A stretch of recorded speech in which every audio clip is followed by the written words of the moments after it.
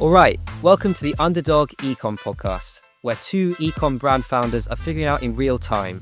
Yeah, we're not here to preach. We're here in the thick of it, making mistakes, testing all sorts of ideas, and really sharing the journey of how we've been growing these brands from day zero. Hopefully you learn a little bit, perhaps come away with some ideas that save you time and money. And so if you're tired of the same glittery D2C advice from those 9-figure gurus, you're here in the right place. Let's get into it. 2026, everyone, and episode 30.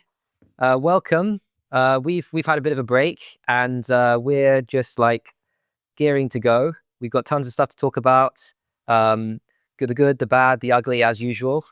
And we'll start off this episode just like talking a little bit about how, like, reflecting on last year and kind of our business, personal, brand resolutions for 2026. So how are we doing, David? Wow, it is 2026. I wanted to do like a soundboard sort of brenner thing, but definitely didn't have that ready in time. Maybe next time we'll get with some of those little, like, I think those are called soundboards, those things from the 90s. Anyways. Yeah, I'm okay. It's surviving per usual, sort of. But curious to kind of hear more about your 2025 and looking forward to 2026. I think it's been a wild year for both of us, and lots of things to get into. Yeah, I was going to say, I feel like we need like this 2026 might be the year that we get like a producer. You know, like on those like bigger podcasts, they have like the producer. They're the ones like touch the buttons and make the sounds and all like the special effects and stuff. So maybe if we're lucky, this year will be our year that we really break through and we'll get our own little third person producer on the show. Woof! We're starting it off with a blast. Getting serious. Yeah, we'll see. It's crazy. Episode 30. This is episode 30. So we've done 30 of these. We've talked and yacked, and I've enjoyed it quite a bit. So like kind of reflecting back, it's been quite the journey. Fun to talk through different things. Fun to talk about different topics that people are asking about and that are out there in the world, and just kind of talk shop. And I think one thing that's been really interesting is our conversations off the air, Jack. Like, I've enjoyed talking about our businesses and talking about the kind of the nitty gritty of things and learning a little bit more about each other as operators and as business owners and businesses in general. So that's been fun. No, I really agree. I think it's been really cool. We chat a lot by messages and stuff as well. So it's cool to be able to share stuff with somebody who understands, who's going through it as well. And so we're definitely chatting a lot, and we'll hopefully continue to do that this year. But yeah, I've written down a few things that I think. So we'll start with, I guess, like reflecting on last year, right? So, yeah, I guess from my side anyway, just kick us off. I think last year I focused a lot on profitability at the expense of like growth, and I think the business grew in other ways, mostly through like retail and wholesale and things, which I didn't really expect. That actually happened more towards the second half of the year. And I got quite lucky there. And I think that Q4 was good for us. Otherwise, the year was quite flat from D2C perspective, at least from a top line revenue perspective. And I think I got closer to profitability, but as I think it was really important for me reflecting to have that mindset last year, because I think otherwise I might not still be here, or at least doing what I'm doing now if it weren't for that, because I feel like I was moving in the wrong direction, losing too much money. And I think I really just got forced into trying to be profitable. And I think I could have lost a lot more money given everything that was happening in the world last year, the tariffs and stuff like that. So I think reflecting on it, I think it was a good learning experience. I think I've taken that into this year to kind of find a balance of like still trying to push growth and not be too conservative, but also at the same time like still focus on what's working, because I think that's still the biggest lever sorry. Anyway, so yeah, I think that would be my first thing, is that and that would be actually probably my main takeaway from last year. I think the second thing is probably that for a product launch perspective, I think I noticed how much of an impact that has, but I also noticed how important it is to have your best sellers in stock, and to focus a lot of focus a lot of emphasis on that. So it was like a thing where I think that I can see how launch cadence and like newness and this kind of this big thing around like having peaks in your marketing calendar and things like I saw how important that was, and I would have wanted to do more than that last year, and I want to try and do more than that this time around. So I think it's like, but at the same time, I didn't forecast well enough to have my best selling products in stock, and so I lost money there. So it's one of those tough situations where I think also Q4, I think I learned a lot about like you almost have to kind of push it a bit harder in Q4. I think you can't be as conservative as you are year round when it goes into Q4, because I think you just have to expect that the demand is going to be there. I mean, not overdo it, but I think I underdid it. And so like this time, like next year in Q4, I'm gonna, without going overboard, I'll try and push a bit harder. But I think those are kind of the main takeaways, I guess. I think that's one thing. Those are good takeaways. I think that something that pops into my head as you talk through that is the idea of sort of compounding interest, as in people interested in the brand and not necessarily the monetary interest, but like I think that each year as you grow, as the brand is out there, as more people start to fill into the funnels and more people are on the lists and that sort of thing, you basically have more of a foundation to go, let's say, harder in Q4. And so Yeah. I think it's like Mm. as the brand progresses and as years go by, you've been around for a while kind of thing. Like a lot of people know the brand, they know the stuff. And so I think there's more ability, there's more sort of like flexibility to go and push a little bit harder during those key peak buying periods like Q4.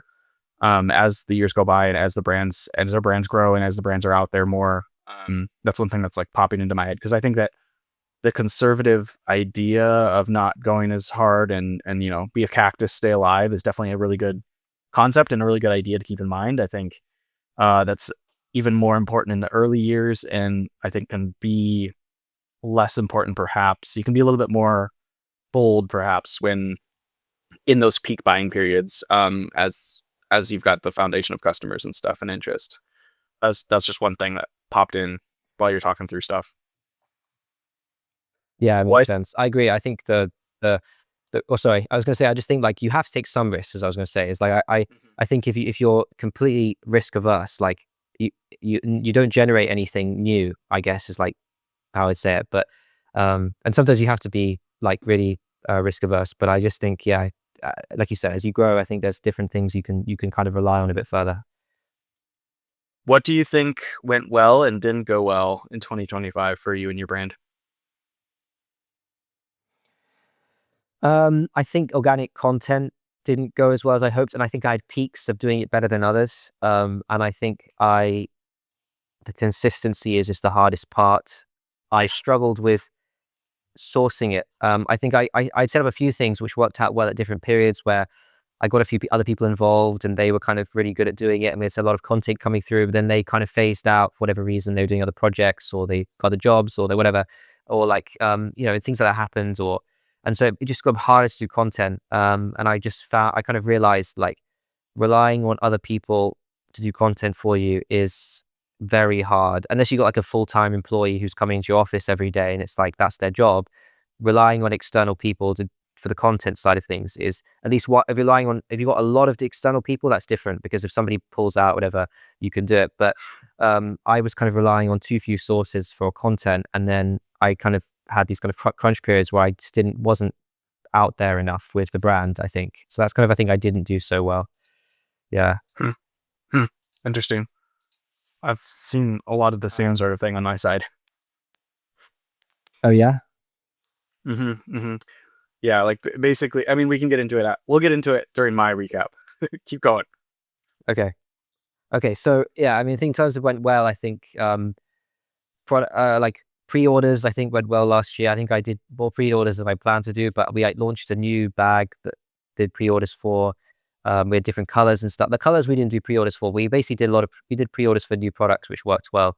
I want to try and stray away from pre-orders where I can, but I think it did help a lot during times when we wanted to launch something new and stuff like that. And so I think we did that pretty well. I think we did it better than like the previous years. I think I've learned a lot about pre-orders, not just from like how do you build up some demand for it in advance, but also how do you deal with it on the operational side, and like how do you make it as clear as possible for customers. I think we have less problems with that now than we did at the beginning. So I think like we did like new products and things like that was probably like still was pretty good, I'd say. Like I want to do more, but I think it was pretty good. I have a pre-order pro tip that you may or may not be already doing, but I've done them as well here and there and try and stray away from them as much as possible to lean into more of a product launch cycle. But cash is cash and you need it at the end of the day. And so what I've started doing is launching pre-orders on landing pages that are separate from the website, because in the past I've found when I do a pre-order on the website, it's too much of a similar experience that people will add other items to their cart, and then you have to reach out to them and say like, do you want it all shipped at once, or do you want just the pre-order, like the non-pre-order items?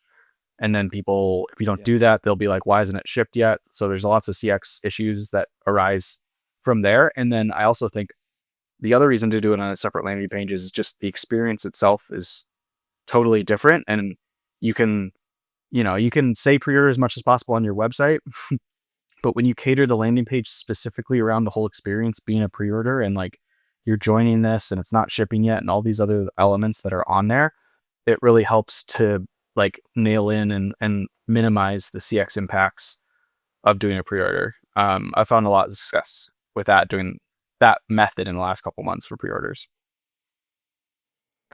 That is a really good idea, I think. Yeah, because I think people, yeah, you're right. When it's pre-order, they almost expect like to be like very different and to like, we have that problem as well. We try and make it as clear as possible. If you pre-order, whatever is in your order, is shipping all at once, because otherwise you lose so much money shipping out multiple items from orders. But then we have customers come back and say, okay, well I'll just cancel that and order again then you have to ship it out, and it's like, what do you do? I mean, you can't win.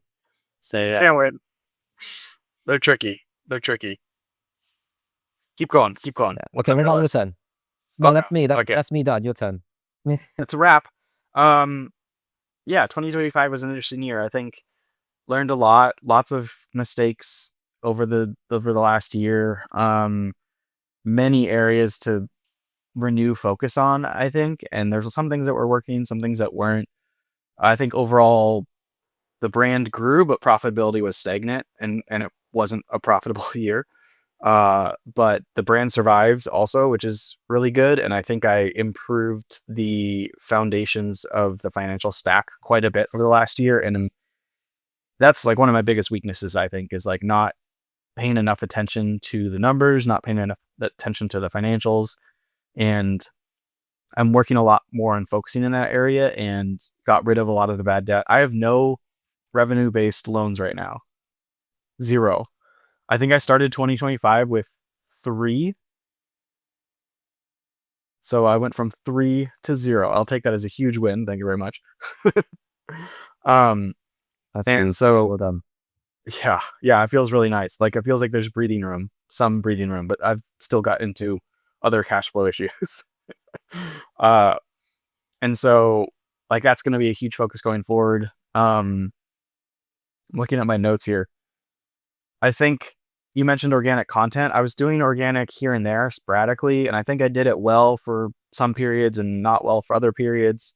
And it is so difficult to be consistent. Like that's the number one thing, is to keep showing up and keep making content. Yeah. I feel like I got burnt out on it a little bit. It's basically me making the content. I've been working on training my one employee to do it as well, and she's pitching in here and there, but her primary task is to get orders out efficiently and effectively. And so she can only do so much at the end of the day, where it sounds like a similar issue with you and like your people that were helping with it. It's like, if it's not one person's full-time job, it can fall between the cracks. And so that did, like, it went well in certain times, didn't go well at certain times. The consistency wasn't there. It's also, I feel like sometimes organic content is so discouraging because it's like this hamster wheel that you constantly have to be on. And when you're balancing 1,000 other things as a founder, like it's just like another little like jab in the side. Um, so that was like, it did go well, Yeah. but didn't.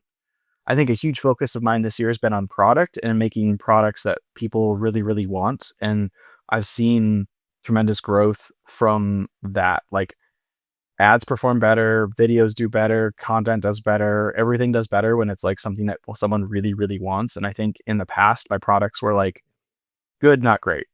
And if you lead with really, really good products, really great products, a lot of things can fall into line after that. So I think that's been a big win this year. And I'm like beyond stoked for like the stuff that's coming in a couple weeks, the stuff that's coming in a couple months. Like there's some phenomenal stuff that I've been working on and can't wait to get out there and see what people think. So that's been something that went well. Yeah. Lots of things didn't go well.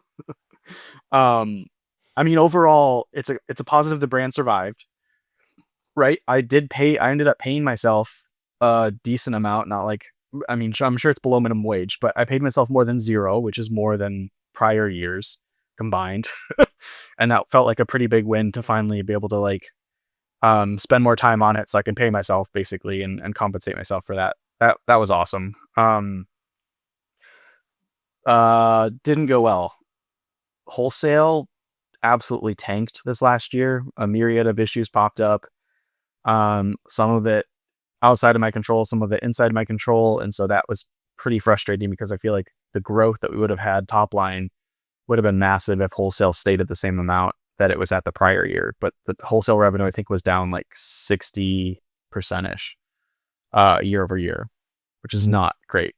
And I think it's more than just revenue a lot of times with wholesale. Like people want to go in person and shop and people want to see things. And even if they see things in a shop and buy in line, like there's this ripple effect from being in the places where you should be in. So that's going to have a renewed focus in this next year. Like I said before, I didn't pay close enough attention to financials and cash flow. That's something I'm going to take a focus on, but that was like really difficult over this last year and just it was just too much of a backseat when I was operating. And then Facebook efficiency, like there was definitely quite a few periods of time where I wanted the Facebook ads to work. And I don't know if I got emotionally attached to a certain ad or like fell into the fallacy mind trap of like, this is going to work. I just need to spend more on it, which is really difficult when you don't have more to spend on it, but it can be true. Like sometimes ads just kick in and they work. So I'm going to be a lot more cutthroat with ads. I started that like probably halfway through the year, just trying to be as cutthroat as possible. And I saw efficiency gains there, but it definitely set up like the first half of the year when I wasn't looking at that very closely or not being as critical of spend as possible. That set up the rest of the year for not a great cash flow cycle to get to kind of like that I fell into. Areas of focus for this next year, organic content, like that's I think the name of the game. It is such an important piece to any brand. I think I'd say like 98% of brands right now, and it's only going to get more noisy. Like the brand bros talk about or whatever, like Orem and Landforce and stuff. It's like everyone has access to GBT now. Everyone's doing the same thing. Everyone knows to focus on content. I mean, not everyone. This is an overgeneralization, of course, but organic content's going to get harder because there's just so much more noise out there.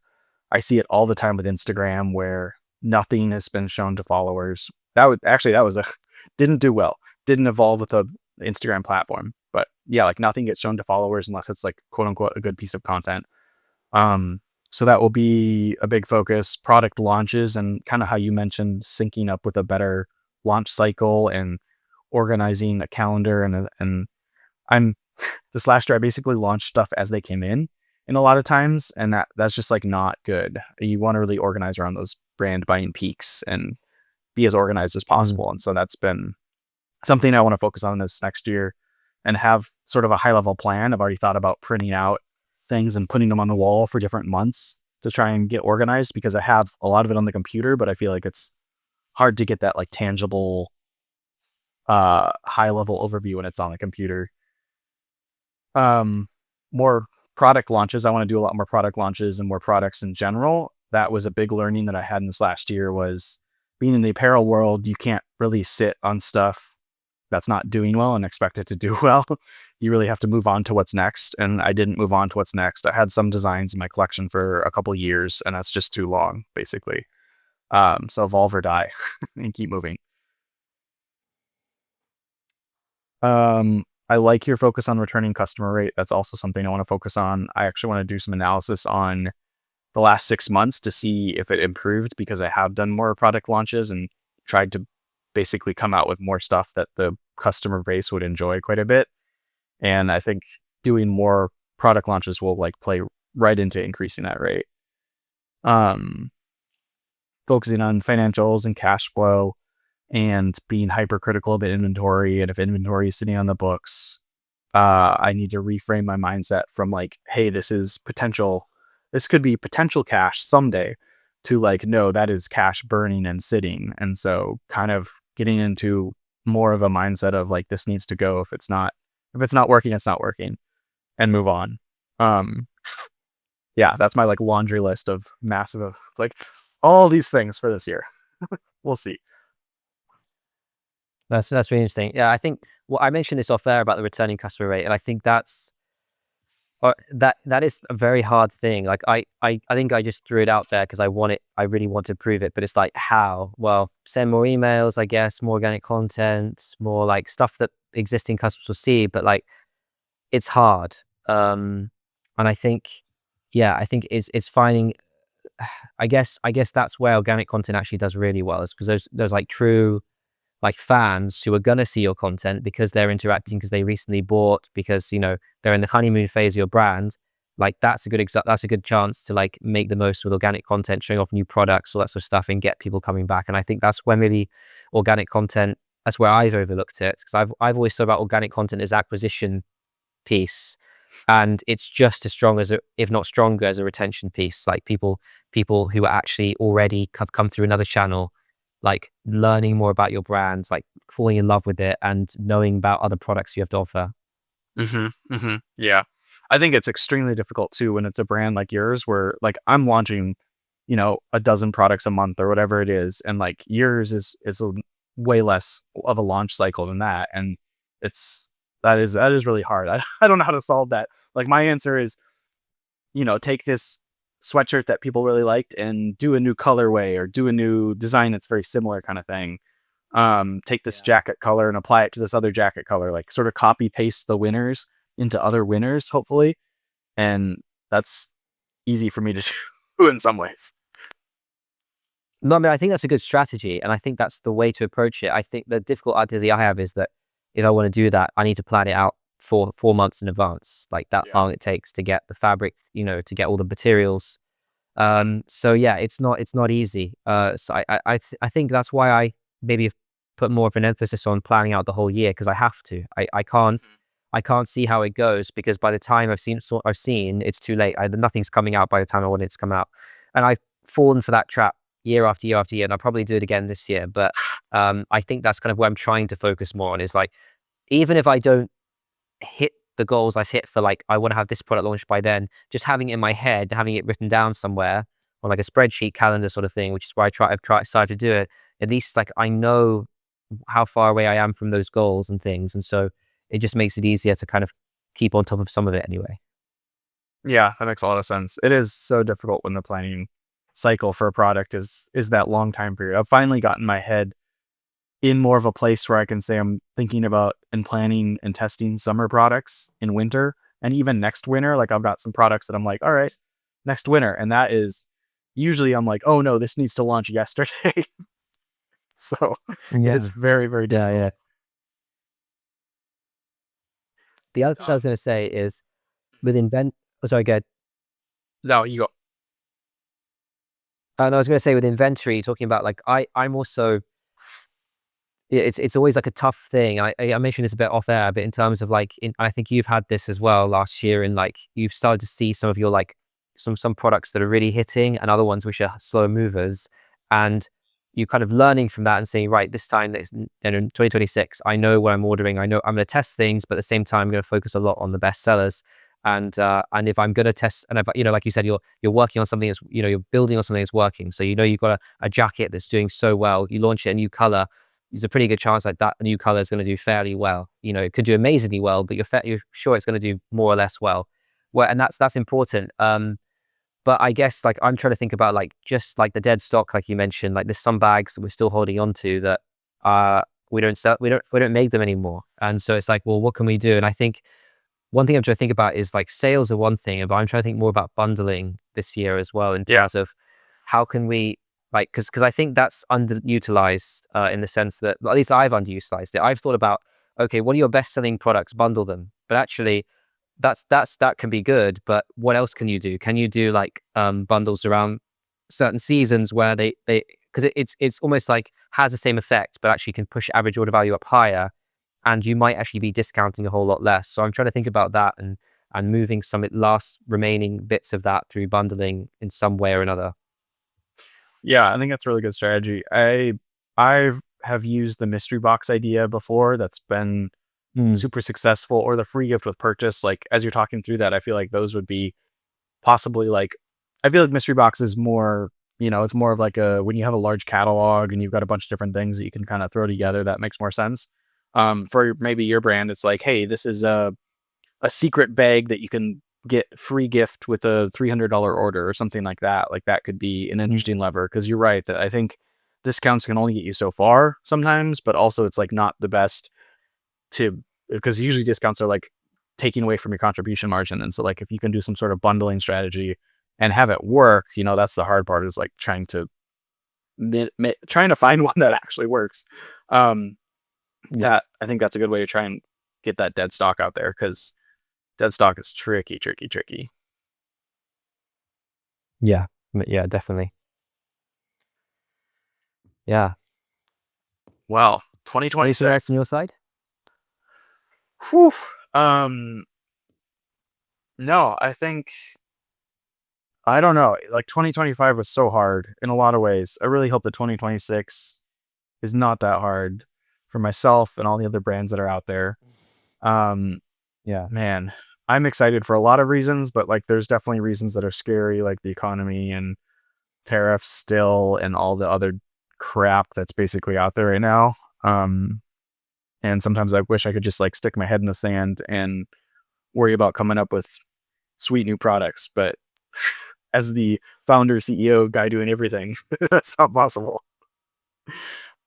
Yeah, I feel the same way. I wish I could spend more time on products, but also I feel like 2026, I'm hoping it's not, but I feel like it might be like a AI reckoning year where all the all the money that's been poured into AI that's kind of propping up the economy, is it going to stick around, or is this the year where they're going to be like, actually, we can't spend this much money and it's going to affect everyone downstream? I don't know. I'm hoping not, but we might see that as something that happens this year. Yeah, little bubble, maybe. Cool. I don't have anything else. Do you have anything else? No, I says we've got to just get working. Yeah, let's do it. Get to it. Good luck, everyone out there. Let us know what you want to hear about this year in the pod, on the pod, and we'll talk through it, continuing to share what we're talking about here every day, all day. And oh yeah, give us a 5-star review on your favorite platform. And see you later. Please. Please, please, please, please, please, and thank you. All right, adios.